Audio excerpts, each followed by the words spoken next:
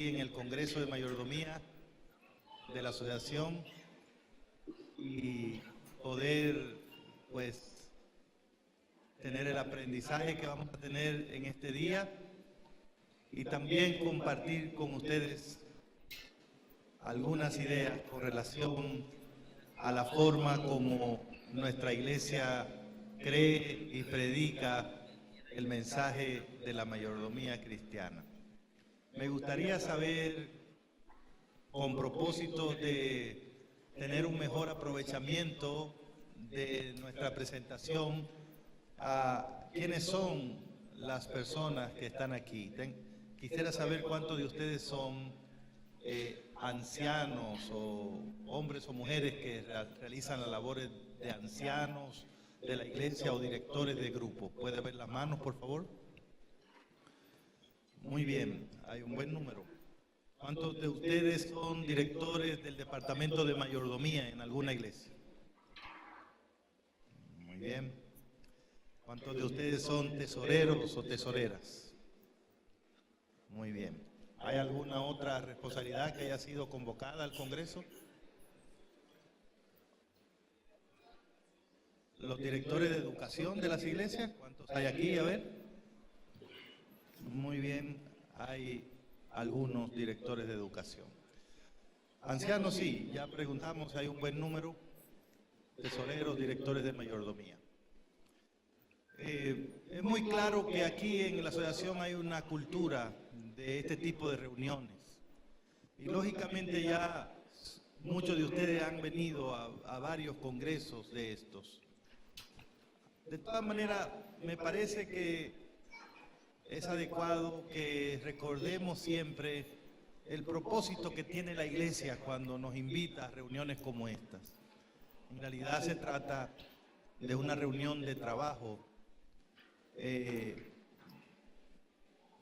para tratar asuntos que tienen que ver con la espiritualidad, con la vida, con la salud espiritual de las iglesias. Idealmente quisiéramos tener a todos los hermanos aquí, pero no hay condiciones para eso. Son miles y miles de hermanos que se reúnen en toda la asociación. Así que lo que la iglesia siempre hace es que trae a los principales dirigentes de las congregaciones y nos reunimos para hacer consultas, para tratar asuntos que quisiéramos que lleguen a todas las congregaciones y a todos los hermanos. En el entendido de que las personas que vienen a estos congresos son personas en capacidad de recibir la información, entender la información, registrar esa información y transmitirla a la iglesia de donde usted viene. Así que yo quisiera pedirle que tenga la bondad de recordar que al estar aquí esta mañana, usted no está aquí solo por usted, sino representando a las personas que quedaron en su iglesia. Así que, por favor, tome nota. Esta es una reunión de trabajo. Tome nota de la información, de los materiales. Si puede llevarse el material en algún otro formato, hágalo. Pero tengan la bondad, hermanos, ayúdennos a llevar esta información a las iglesias. Si lo que se diga aquí este día solo queda en este par de cientos de hermanos, no habremos hecho mucho. La idea es que ustedes, cuando lleguen, le avisen, le comuniquen a la iglesia lo que se trató en estas reuniones. Nada de lo que se va a decir aquí es secreto. Por el contrario, queremos que llegue a cada hermano. Y nos estamos valiendo de ustedes para eso. Esta mañana yo voy a iniciar a ver hasta donde el tiempo nos permite, tratando un tema que para el departamento de mayordomía de nuestra iglesia es fundamental. Y me refiero a la doctrina bíblica de los diezmos, la devolución de los diezmos a Dios. Esto es muy importante que pastores, ancianos, directores de mayordomía, tesoreros, podamos entender adecuadamente este tema. Podamos identificar la base bíblica desde donde la iglesia parte para enseñar esto a los hermanos. Podamos también entender algunas implicaciones teológicas por un lado y prácticas por otro lado, que tienen que ver con este tema del diezmo y nuestra iglesia. Así que vamos a valernos de lo que nuestra iglesia siempre se vale, la Biblia y también los escritos de Elena de White. Pero mi aspiración es que por lo menos las personas que estamos aquí podamos quedar básicamente entendiendo este tema adecuadamente. Y otra vez, que ustedes se comprometan delante del Señor a que van a tratar también el tema delante de los hermanos.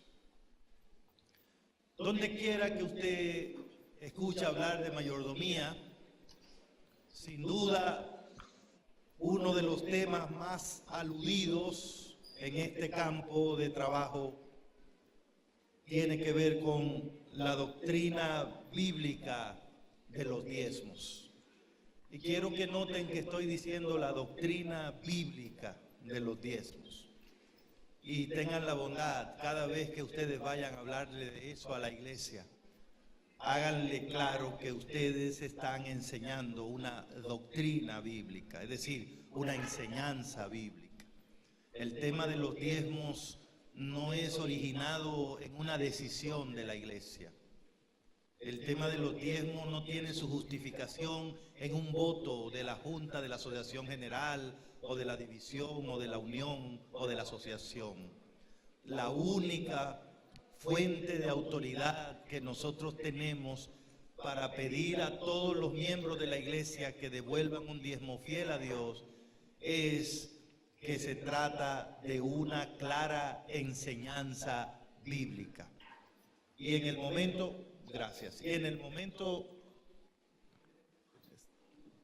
momento en que nosotros decimos que se trata de una enseñanza bíblica, entonces estamos obligados, yo creo que me va a quedar muy bajito acá, estamos obligados a explicarle a los hermanos dónde está el fundamento en la palabra de Dios. Así que vamos a estudiar algunas declaraciones bíblicas, tal vez la más importante con relación a este tema. Y me gustaría comenzar diciendo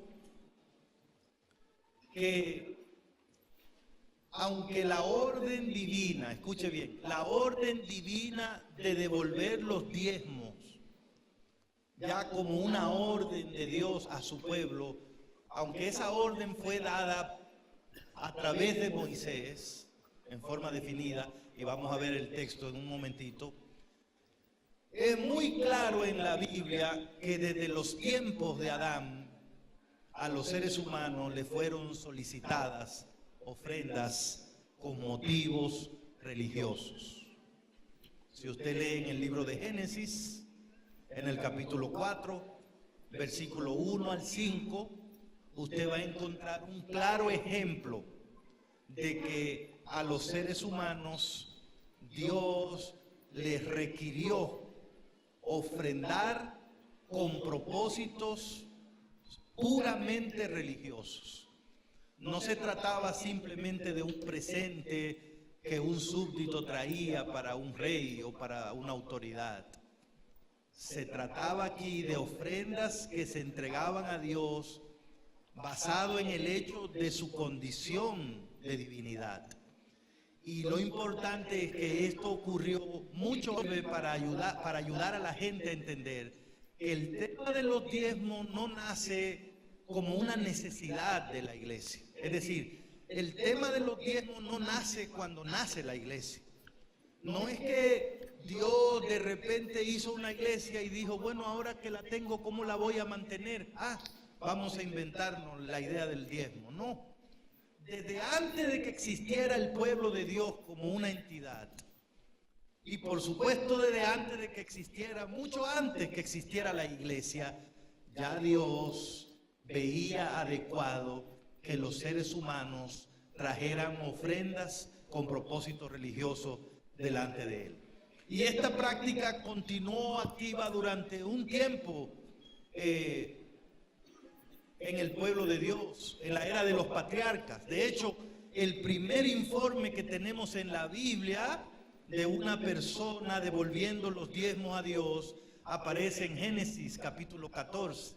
Y ustedes recordarán que se trata del incidente cuando Abraham está devolviendo los diezmos al sacerdote Melquisedec, que era sacerdote del Dios Altísimo. Génesis 14, 17 al 20. Esa es también una evidencia bíblica muy importante para mostrar que desde que Dios existe y los seres humanos se han hecho conscientes de eso, parte de la adoración que el ser humano siempre le ha dado a Dios ha sido venir delante de Él con ofrendas religiosas. Luego, en Génesis 28, acabamos de escuchar el devocional del pastor Saúl, donde un nieto de Abraham, Jacob, también aparece haciendo un pacto con Dios. Y usted va a notar que en ese pacto él incluye también la devolución fiel y completa de los diezmos de todas sus entradas, según Génesis 28, del 18 al 22. Y entonces, como parte de los mandamientos que el Señor le ordenó a Moisés en el monte Sinaí, según nos dice Levítico 27, 34, como parte de los mandamientos que el Señor le mostró o le dio a Moisés en el monte Sinaí, ahí es donde por primera vez aparece la indicación de que los diezmos representan una porción consagrada, apartada para Dios. Creo que tenemos el texto aquí, Levítico 27, verso 30, verso 32. El diezmo de la tierra, tanto de la simiente de la tierra como del fruto de los árboles, es de Jehová. Es cosa dedicada a Jehová. Todo diezmo de vacas o de ovejas, de todo lo que pasa bajo la vara, el diezmo será consagrado a Jehová. Aquí tenemos ya la formulación legal de este mandamiento. Así que esa es la razón por la que hoy usted ve que en el ministerio pastoral adventista la iglesia hace claro que cuando un hombre acepta ese llamado y el empleo de la iglesia para ser un pastor, la persona está comprometiendo la totalidad de su tiempo a ese trabajo. Y la iglesia no acepta que una persona que tiene la función de pastor esté dedicado a otros negocios o actividades que no sean el ministerio pastoral. La idea es el principio que es tomado de lo que Dios hizo con la tribu de Leví. Lógicamente que cuando Dios dijo que no le dieran tierra a ellos, los estaba dejando aparentemente sin herencia. Pero de inmediato Dios explicó que Él tenía un plan alternativo para los levitas. Él dijo, yo voy a hacer la herencia de ellos. Es decir, de ellos yo me encargo. De ellos yo me encargo. Y entonces lo que Dios dijo fue, ok, los diezmos, que ya yo les he explicado a ustedes que es una porción especial para mí, yo voy a entregarlo completo a la tribu de Leví. Ellos van a sostenerse de los diezmos. Ellos van a vivir de los diezmos. Con los diezmos, ellos van a suplir sus necesidades. para que no me dediquen tiempo ni preocupación a otro tipo de situación. Entonces queda claro acá que el diezmo es de Dios. El diezmo es de Dios, no de los levitas. Pero Dios decidió entregarlo a los levitas debido a que Él les indicó a ellos que tenían que dedicarse por completo a cuidar la vida espiritual del pueblo. Y es así como el diezmo no solo es santo en su naturaleza, y este es un concepto muy importante para nosotros los adventistas. ¿Por qué decimos que el diezmo es santo? ¿Por qué decimos que el diezmo es sagrado? ¿Por qué decimos que hay que tener cuidado con lo que se hace con ese dinero? Es por esas dos razones. En primer lugar, por su naturaleza. Ese fondo es sagrado porque quien lo creó fue Dios. No hay ninguna otra evidencia fuera de la palabra de Dios que indique que un fondo como ese debe ser creado o formado o que la gente debe aportar para un fondo como eso. Fue Dios que creó el concepto del diezmo para su pueblo. Pero es también sagrado, es también santo, no solo por su naturaleza, sino por la función que ejerce ese dinero que se hace con ese fondo. Cuando Dios tomó los diezmos que son de Él y lo entregó a la tribu de Leví, entonces lo separó para darle también un uso sagrado, un uso distinto. Entonces, esto para nosotros es muy importante porque se trata de una disposición especial de parte del Señor. Y Él de hecho la estableció como un estatuto para siempre, según el libro de Números capítulo 18, versículos 23 y 24. Esta declaración del Señor, si usted lee 2 versículos más abajo, usted va a encontrar que se trata de un mandamiento del Señor con carácter de perpetuidad. Y precisamente hablando de la vigencia de la ley de los diezmos, Elena White escribió lo siguiente en Consejo sobre Mayordomía Cristiana, página 67. Esta ley, la ley de traer el diezmo a Dios, no caducaría con los ritos y ofrendas de sacrificio que simbolizan a Cristo. Ustedes saben que cuando el Señor Jesús murió en la cruz del Calvario, el velo del templo se rasgó en dos, indicando que los ritos que se celebraban ahí ya dejaban de tener el significado, porque eran ritos que anunciaban el sacrificio de Cristo. Habiéndose completado el sacrificio, muchos de esos ritos y leyes del santuario ya no tenían razón de ser. Pero la sierva del Señor aclara para nosotros que la ley de los diezmos y las ofrendas no están incluidas entre los ritos que se eliminaron con la muerte de Cristo. Y ella aquí nos da una guía muy buena para saber hasta cuándo la ley de los diezmos va a funcionar. Ella dijo, mientras Dios tenga un pueblo en el mundo, sus derechos sobre él serán los mismos. Página 67 de Consejo sobre Mayordomía Cristiana. Ella también se refirió al hecho de que este plan de Dios para sostener su ministerio está basado en el derecho que tiene Dios sobre nosotros. Y esto es un punto teológico para nosotros importante. Miren lo que ella dijo. Dios tiene derecho sobre nosotros y sobre todo lo que poseemos. Su derecho tiene supremacía sobre todos los demás. Y como reconocimiento de ese derecho, Él nos pide que le devolvamos una porción fija de todo lo que nos da. Hermanos queridos, eso es lo que tenemos que enseñar en nuestras iglesias. ¿Qué derecho tiene Dios sobre nosotros? Bueno, tengo entendido que Él nos creó. ¿Cómo le parece? Y tengo entendido que después que nos creó y nos enredamos en un problema que se llama el pecado, vino y de nuevo nos redimió en la cruz del Calvario. ¿Tiene derecho Dios sobre nosotros? ¿Qué derecho tiene Dios sobre nosotros? Bueno, tengo entendido que Él es el que nos da la vida. ¿Cómo le parece? Tengo entendido que el tiempo que tenemos para hacer las cosas también es de Él. que los talentos que usamos para hacer las cosas también lo debemos a Él. Que la salud que disfrutamos también es un regalo de Él.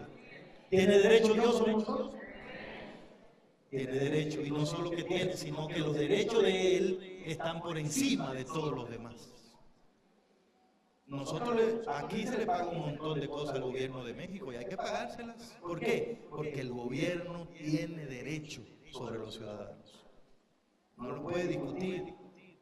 Usted tiene que pagar los impuestos del gobierno, tiene que pagar la factura de electricidad, de agua. ¿Por qué? Porque el gobierno tiene derecho a eso. Las leyes se acomodaron para eso. Así como tiene responsabilidades, uno tiene derecho. Pero Dios, los derechos de Dios están por encima de todos los derechos. Nosotros tenemos derechos y responsabilidades que cumplir cuando se trata de nuestro Dios. Y hermanos, al mirar este tema en la Biblia, es bueno darnos cuenta que esto no está basado en un reglamento de la iglesia. Fíjense bien una cosa interesante, y yo les pido, por favor, cuando ustedes hablen a los hermanos del tema del diezmo, explíquenle eso. Miren, la iglesia adventista del séptimo día no le exige a nadie que devuelva diezmo para ser miembro de ella. No es un requisito para ser adventista devolver diezmo o dar ofrenda. De hecho, si un hermano no devuelve el diezmo o no da ofrenda en nuestra iglesia, no se le puede hacer nada por eso. No se le puede poner en censura, no se le puede borrar de la iglesia, no se le puede impedir que él participe. Y estoy diciendo eso porque en algunos lugares hemos encontrado dirigentes que un hermano que no devuelve el diezmo, ya que no puede subir al púlpito, que no puede hablar en la escuela sabática, que esto, lo otro. Pero nosotros no tenemos esos requisitos. Si alguien se inventa eso, está haciendo una interpretación propia del manual. Lo único que esta iglesia ha dicho que una persona que no devuelva diezmo, que no dé ofrenda, no puede ser dirigente de la iglesia. Eso sí es un derecho que la iglesia tiene. Pero a nadie se le exige que para ser adventista tenga que devolver el diezmo. De hecho, hay un montón de adventistas que no lo devuelven y siguen siendo adventistas. ¿Por qué la iglesia no hace eso? Porque la iglesia ha entendido que la base para hablar de este asunto son los derechos de Dios. Cuando un hermano no devuelve el diezmo, no tiene un problema con la iglesia, tiene un problema con Dios. Aquí usted se puede quedar hasta que Cristo venga, pero si usted tiene ese detalle, usted tiene un problema en su relación con Dios. Esa es la razón por la que la iglesia se ve obligada a hablar de esto, a educar a los hermanos. No es porque le va a pasar algo a la iglesia si el hermano o la hermana tal deja de devolver sus diezmos. Esta iglesia va a triunfar con el diezmo de nosotros sin ese diezmo, porque el triunfo de esta iglesia está garantizado en Cristo. Pero la iglesia tiene que ayudar al hermano que está siendo infiel, porque la iglesia es consciente que cuando se falla en esto hay un problema de relación con Dios. Porque el diezmo es una doctrina bíblica que está basada en los derechos que Dios tiene sobre las personas. Entonces podemos decir que cuando una persona tiene problemas con esta doctrina, no ha reconocido que Dios manda en su vida, que Dios tiene derecho a decirle, me separa esto, me entrega esto, tráigame esto. Por eso hasta que una persona no reconoce quién es Dios, no está listo para este asunto de devolver los diezmos. A veces queremos que los hermanos sean fieles, pero ni siquiera le hemos ayudado a entender quién es Dios, qué derecho tiene Dios sobre ellos. ¿Cuánto le deben ellos a Dios? Y es triste que a veces más bien conectamos el tema de los diezmos con el tema de las necesidades de la iglesia. Hermano, hay que dar diezmo para esto, para aquello, para que la iglesia pueda hacer tal cosa. Pero esa no es la base bíblica. Esa no es la comprensión que tiene la iglesia adventista. La iglesia conecta este tema con los derechos de Dios. La iglesia lo que aspira es que la gente sepa quién es Dios y cuál es tu lugar frente a ese Dios. Y entonces tú respondes en función de eso. Porque una vez que tú admites que Dios tiene derecho sobre ti, mira lo que dice esta cita al final. Él nos pide que como reconocimiento de ese derecho, le devolvamos una porción fija de todo lo que Él nos da. Es decir, ¿cómo sabemos que una persona reconoce que Dios manda en su vida? Una prueba inequívoca de eso es que esa persona devuelve la 10ª parte de sus entradas a Dios. Porque esa es la única razón para que yo dé diezmo, la única razón. Que el que manda dice que hay que darlo.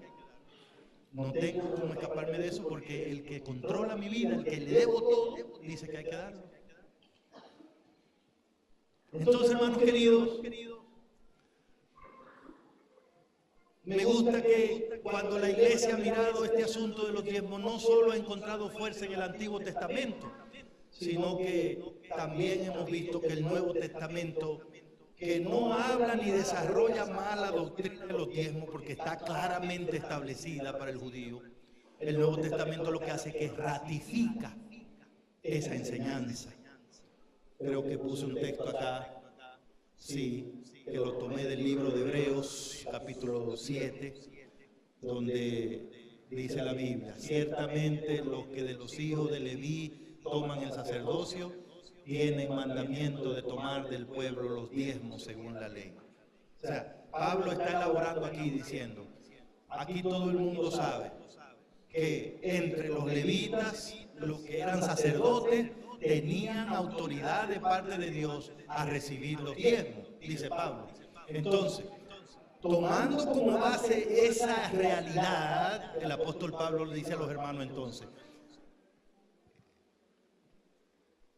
en 1 Corintios 9, 13 y 14, ¿no sabéis que los que trabajan en las cosas sagradas comen del templo? ¿Y que los que sirven del altar participan? Así también ordenó el Señor a los que anuncian el Evangelio, ¿qué cosa? Que vivan del Evangelio. El apóstol Pablo está tomando ese concepto del diezmo en el Antiguo Testamento y lo está ratificando en el Nuevo Testamento con la misma autoridad que tiene aquel, porque él dice, así también ordenó el Señor. Como ordenó aquello, también ha ordenado que los que están dedicados a la predicación del Evangelio, anuncian el Evangelio, vivan del Evangelio. Ahí está el principio. Ahí está el concepto de que el diezmo sigue siendo un fondo santo en su naturaleza y santo también en el uso que se le da. Y a través del profeta Malaquías, el Señor ha hablado algunas cosas importantes que nosotros deberíamos también tomar en cuenta. Una de las cosas que Malaquías, el profeta, enseña es, en primer lugar, que este tema del diezmo es un tema para personas honradas. Mire lo que dice la sierva del Señor. Los que comprenden su dependencia de Dios sentirán que deben ser honrados con sus semejantes y por sobre todo deben ser honrados con Dios, de quien proceden las bendiciones. La desobediencia a los mandamientos dados por Dios concerniente a los diezmos y las ofrendas queda registrada en los libros del cielo como un robo perpetrado contra él. Amigos y hermanas, el tema de los diezmos no es un problema financiero en la iglesia. En realidad la iglesia no tiene problemas financieros. La iglesia no tiene problemas financieros. Porque el dueño de la iglesia es el dueño del oro y la plata. Entonces usted dirá, pastor, pero usted no ha ido a la iglesia mía porque allá se hace falta dinero. Sí, no, y yo sé, y yo conozco otra donde hace falta. Y tal vez usted va a la asociación también y el contador Carlos le va a decir que no hay. Pero el hecho de que no haya no significa que la iglesia tiene un problema financiero. Porque si nosotros decimos que la iglesia tiene un problema financiero, estamos diciendo que Dios no es suficiente para proveer las necesidades de su pueblo. Y eso no es cierto. Ahora, ¿por qué falta entonces fondos? Porque la iglesia tiene problemas espirituales. ¿Qué tipo de problemas?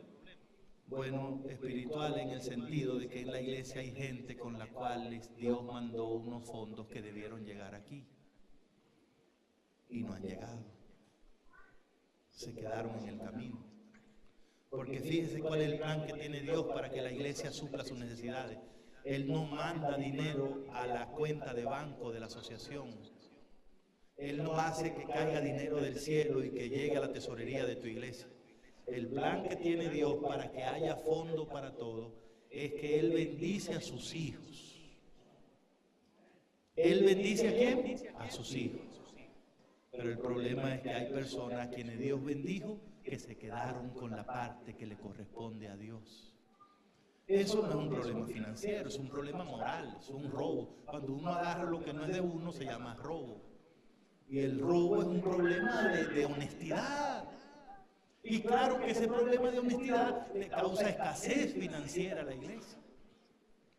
Pero Dios ha dicho, si todos le hicieran caso a mi plan, si todos devolvieran la parte de lo que yo le doy, habría fondo suficiente en la iglesia.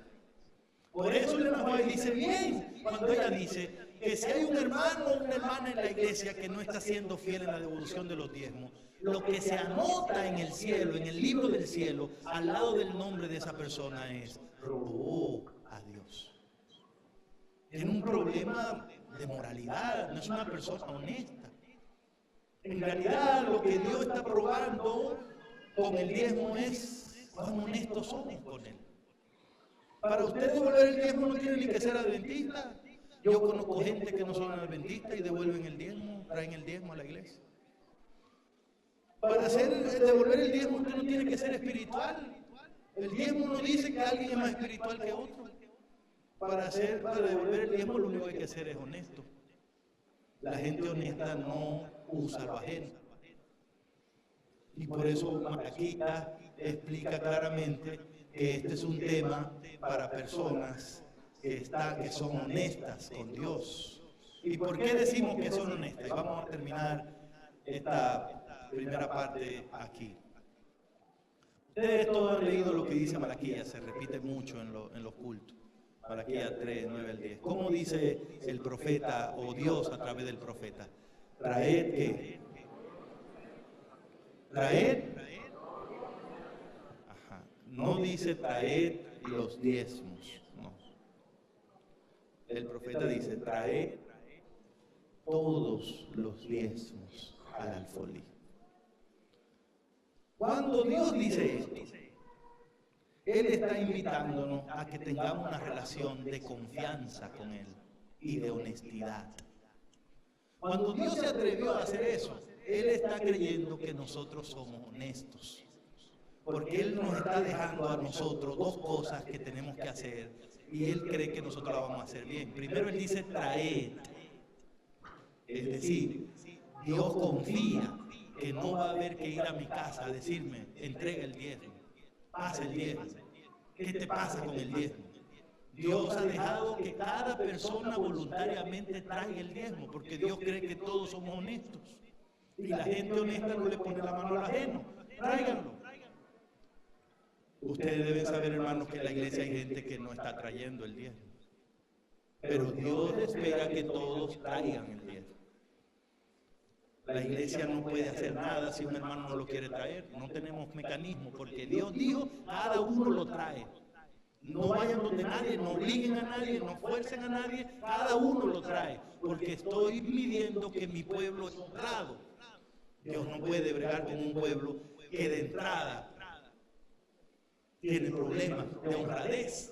Si tenemos problemas con la honradez, ¿qué será con la santidad? Entonces, no solamente dice traed, sino que Dios dijo traed todos los diezmos. ¿Qué significa? Que Dios también nos dejó la tarea de calcular cuántos son. Para usted saber cuántos son todos, tiene que calcular. Hay gente que trae un diezmo, pero no lo trae completo. Dios dijo la 10ª parte, pero traen el 5, el 9. De hecho, eso no es diezmo, porque usted no puede dar 9 de diezmo, porque diezmo es la 10ª. No se puede dar 11% de diezmo, no se puede. No se puede, porque ya eso no es diezmo. Un centavo que pase después del diezmo ya es ofrenda, porque el diezmo es la 10ª parte. Y Dios lo puso así para probar que somos honestos, serios. pero hay gente que no está trayendo el diezmo completo. Y eso es tan equivocado como no traer nada. Así que esta es la razón por la que la iglesia tiene que ayudar a los hermanos a que entendamos esto.